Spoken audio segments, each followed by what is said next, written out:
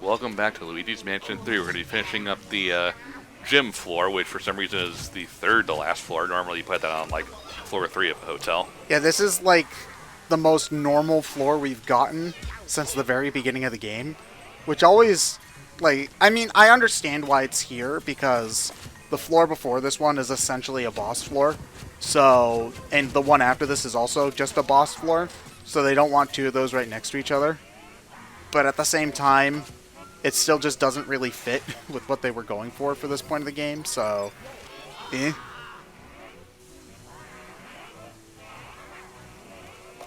Why do ghosts need to shower? Do you want to know what this place would smell like if they didn't? Like ghosts. Do ghosts smell like anything? Yeah, they're kind of incorporeal. That doesn't mean they don't smell, though.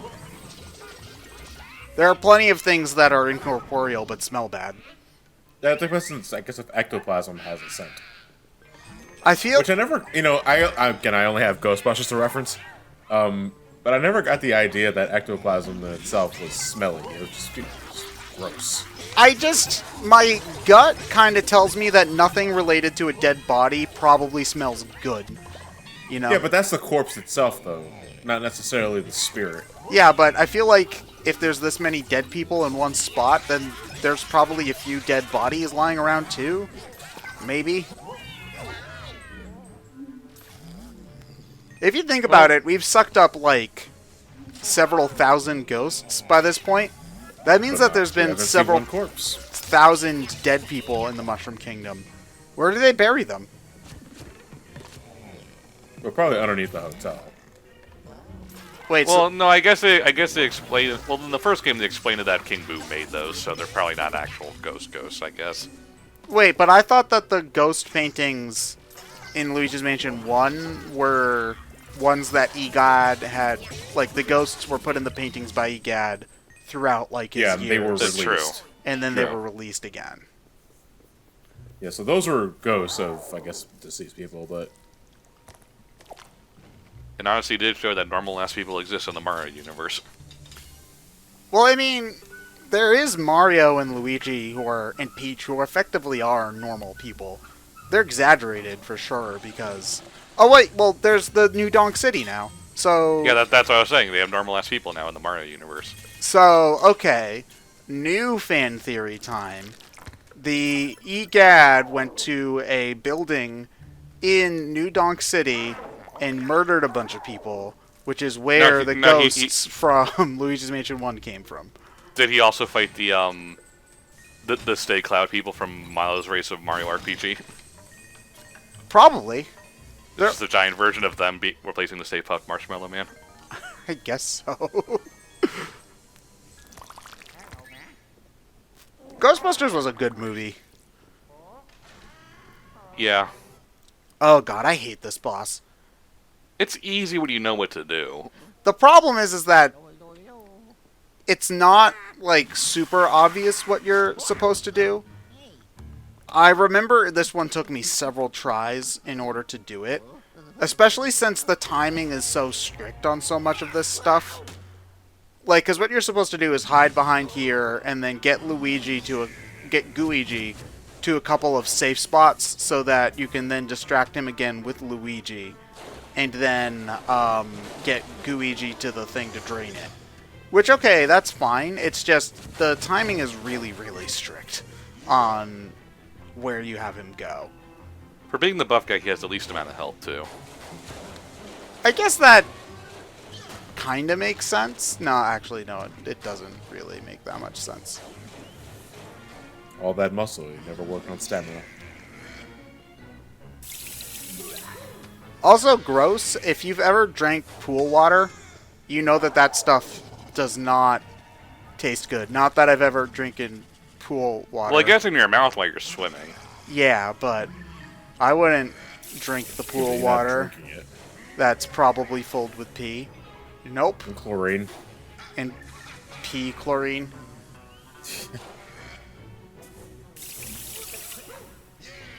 Oh no, you splashed me. That doesn't even do any damage.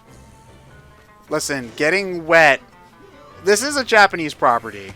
And as we know, if the Japanese and their anime counterparts get hit by one drop of water, they immediately get sick. So it's like basically deadly. Yeah, that is weird how it's like just raining gives you a cold. It's like, no. It's like if they're out in the rain for any more than like 10 seconds in an anime, then they're gonna like die of a cold or whatever. It's like, no, that's not how science works. I mean, there are plenty of Western tropes that are also full of baloney, so it's not just an anime thing, but still. Oh yeah, there was also this part too that I remember annoyed me for whatever reason. Oh yeah, I remember now, because for whatever reason when I was doing this, I feel like it didn't ever, when I shot the ball at him, it wouldn't just let me suck him up right away. You had to do, I don't remember what was giving me problems about it, but I remember being stuck there for a while, and I actually died to this boss a couple of times. Maybe I'm just bad at video games. Who knows? So basically, it's usually just the puzzle boss then. Once you figure out the puzzle, Yeah. that's it. Like, you didn't even put up a fight. Nope. Yeah, floor 14 button. It sure would be inconvenient if something happened to it before we left the area. We're not at the elevator yet. Give it a minute. Subtle environmental clue.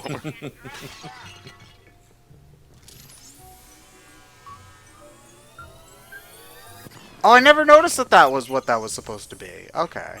Okay, so it was subtle after all. Listen, this playthrough has also not been great for me appearing to be an intelligent person, though.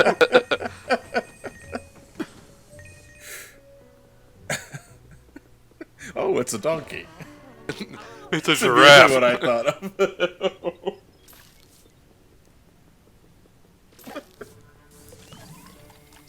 Yes, I knew he was there. Actually, looking at this guy, that's the ghost that looks the most like Luigi's Mansion 1 ghost to me, just due to the way it's drawn. Or Yeah. made. It's very Slimer-esque, which a lot of ghosts were in the first game. Yeah. I mean, I guess on its own merits, I don't have a problem with the Luigi's Mansion 2 and 3 designs. I guess I just... Preferred the first games. Yeah. Yay, floor 14. Nothing will stop us now. Aside from really shitty game padding. Honestly... Like why is this here? This is padding. Also, just thinking about it from a comedic standpoint, you've seen that button screwing into the elevator wall scene so many times. I think just it would be funnier if the cat snatched it out in the middle of the cutscene. Like, that's just me. Then it's like, Luigi, just flash the bulb in the elevator. Don't let it just slowly walk away. But it's a cat. It needs to act all sassy.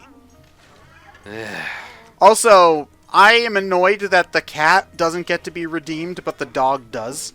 This game very clearly... Because dogs love everyone. Cats are jerks. No, dogs... Cats are assholes, yeah. Yeah, but dogs will also jump at you and think they're being friendly, but also crush you. Yeah, but they're well-intentioned, though. Yeah, but they're still gonna freak me out. My instincts don't know that that dog is trying to be friendly. It sees an animal trying to jump at my face.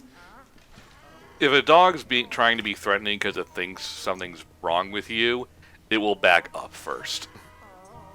Yeah, And growl. yeah, but Yeah. that's not what my instincts tell me. If my instincts see something jumping at me, I go, ah, and try to run away. If a dog is going to attack you, it's only after you go towards it first. Yeah. Very reactionary. Okay, don't know why it paused there, but okay. Dramatic impact? Rocket punch.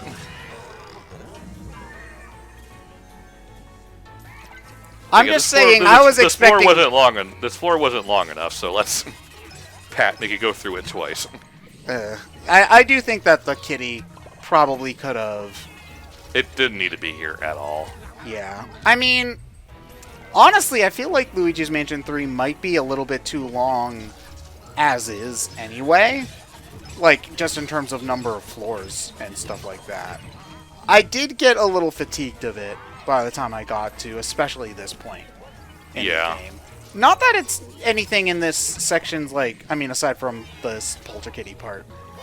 It's not like this floor was that much worse than any of the other ones or whatever. It's just certain games just aren't supposed to go for that long. That's why I never really had a problem with the length of the original Luigi's Mansion, because it was done by the time things got old. That's just a problem gaming has in general, where they want to give you your money's worth by making everything huge and long. It's like, no, we just want a good experience. And that was something that Sonic did for a couple years, and then just kind of forgot it again. With, like, colors and generations and stuff. It's frustrating because gaming is such an expensive hobby. I mean, honestly, when you compare it to many other nerd hobbies like anime or trading card games or... Anime, crack would be cheaper. Yes. They call, like, Yu-Gi-Oh! And Magic cardboard crack, actually. But even stuff like... or God forbid if you tabletop game a lot. Oh, yeah, because every new edition is a $40 book plus several. Although, tabletop... God forbid if you want to get, like, an actual board game sort of thing. Oh, yeah, modern board games, I don't know. And by modern board games, I mean, like, board games Catan for board... and shit. Yeah, board games for board gamers, not, like, Monopoly. Those kind of games are, like, $70-$80. So, all things considered, video gaming is one of the more affordable nerd hobbies, which I suppose we should be grateful for.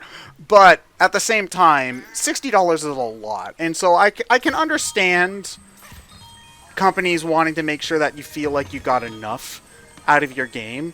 I just wish that they released more games at different price points, because we can just do that.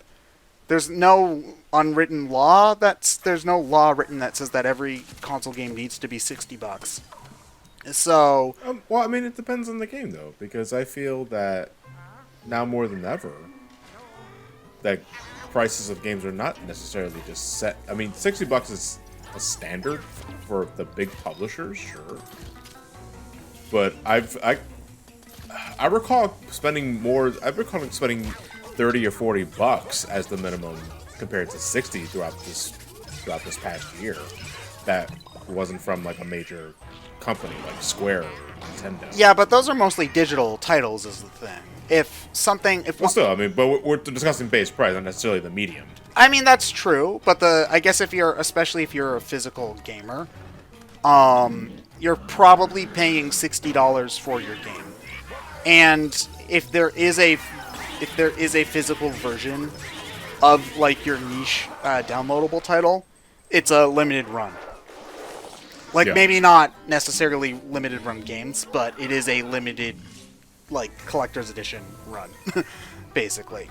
So, but yeah, like Nintendo, for example, they won't release a $40 Luigi's Mansion 3. Because they won't release a $40 Donkey Kong Country Tropical Freeze. They won't release a $40 Link's Awakening, which is just a remake of a Game Boy game. You can get that game for $5 on the 3DS. I mean, mind you, the Switch version is better, but I mean, yeah, better, but is it $55 better? I don't know. I mean, oh god, I know that how much a game is worth is kind of like a loaded question for a lot of people. And I know that a lot of people kind of, whenever you get to this discussion, you then get a lot of people who are like, oh no, I don't like really long games anyway. And for me, it's not necessarily that all games need to be short, it's just that a game needs to know how much stamina it has. Because I personally get bored of a game like Luigi's Mansion 3 a lot quicker than I get bored of a game like Dragon Quest 11, you know? Whereas that game, the genre it's in and the way it's structured, makes it a lot easier to stick with it for however long that kind of game needs to go, versus this kind of game where, you know, after a while it just starts getting a little bit more boring quickly. It's just the nature of the kind of genre it's in. Yeah, I would say it heavily depends on the genre that it's in. Yeah. No. Yeah, I would definitely say that. Yeah, I mean, you could have the best 2D platformer of all time, but, you know, once it's going for 5-6 hours longer than what you think it is, you know, you're going to get tired of it eventually. And this does happen to RPGs too. There are several RPGs I can think of that are 30, 40 hours longer than they need to be. Yeah, that's not that I already didn't have enough reason to not getting the like Shin Megami Tensei or Persona or how a good chunk of the Tales games. Because I hear like at minimum they're 90 to 100 hours. Yeah, It's like, Shin Megami Tensei as well. It's like 100 hours for one playthrough, and there's 3 endings, each of which, like, most fans want to see all of them. that sounds exhausting. Like, It is. Whenever I play Shin Megami Tensei game, when I get to one ending, I don't play the game for months before I do the next playthrough. And Persona 5, if I remember correctly, is like 100 whatever hour game to like 120. I hear some people say, and I mean, Yeah. I've played my share of 100-hour RPGs, but some of them I just can't stick with that long. A lot of PS2 games had that problem where they were a good 20, 30 hours longer than they needed to be. Especially RPGs at the time, because like we can do all these long cutscenes now. Let's do that. It's like, no. This game should have ended 5 dungeons ago. Thanks.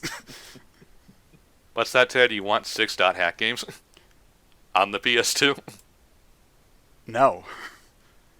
See you all in the next part of Luigi's Mansion.